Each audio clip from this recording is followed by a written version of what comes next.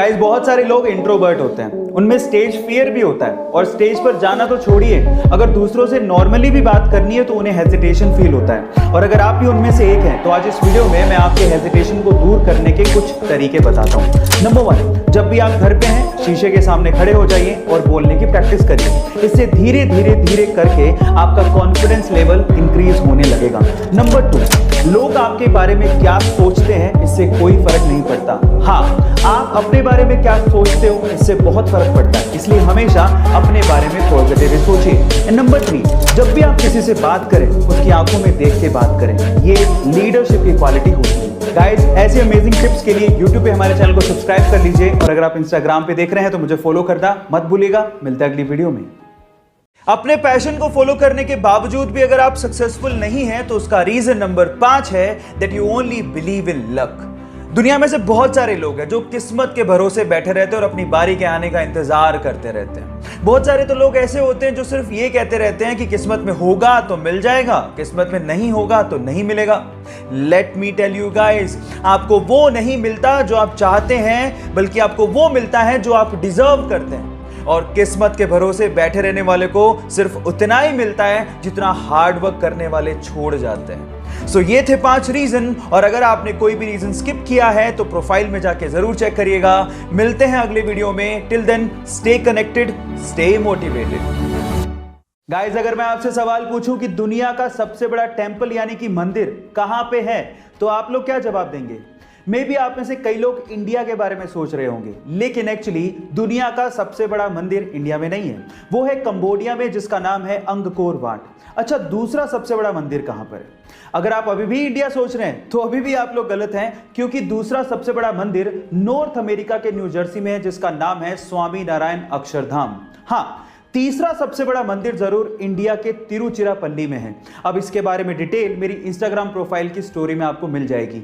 ऐसे ही interesting fact जानने के लिए यूट्यूब पे हमारे चैनल को सब्सक्राइब कर लीजिए और अगर आप इंस्टाग्राम पे देख रहे हैं तो मुझे फॉलो करना मत भूलिए। मिलते हैं अगली वीडियो में।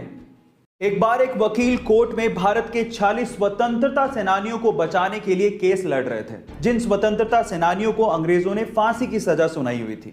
अचानक से कोर्ट की कार्रवाई के बीच में एक कर्मचारी आता है और उस वकील को एक खत दे के चला जाता है। उस खत को पढ़ने के बाद वकील उस खत को साइड में रखता है और अपनी बहस को कंटिन्यू करता है और उसके बाद अपनी वकालत के दम पर उन 40 स्वतंत्रता सेनानियों को बेगुनाह साबित करता है और उन्हें वहां से बचाता है। जब कोर्ट की कार्रवाई खत्म हो जाती है तो जज वकील से पूछता है कि तुम्हें जो चिट्ठी दी गई थी उसमें क्या लिखा हुआ था? तो वकील ने कहा कि उस चिट्ठी के अंदर मेरी पत्नी की निधन का समाचार था। गाइस, अपनी पत्नी के निधन का समाचार सुनने के बावजूद भी अपने कर्तव्य को निभाने वाले कोई और नहीं बल्कि लौह पुरुष सरदार वल्लभ भाई पटेल थे। सरदार वल्लभ भाई पटेल के इस बलिदान को शत शत नमन। देश के लिए खेलने का या देश के लिए काम करने का मौका हर किसी को नहीं मिलता, और जिसको मिलता है वो बहुत ही किस्मत वाला होता है।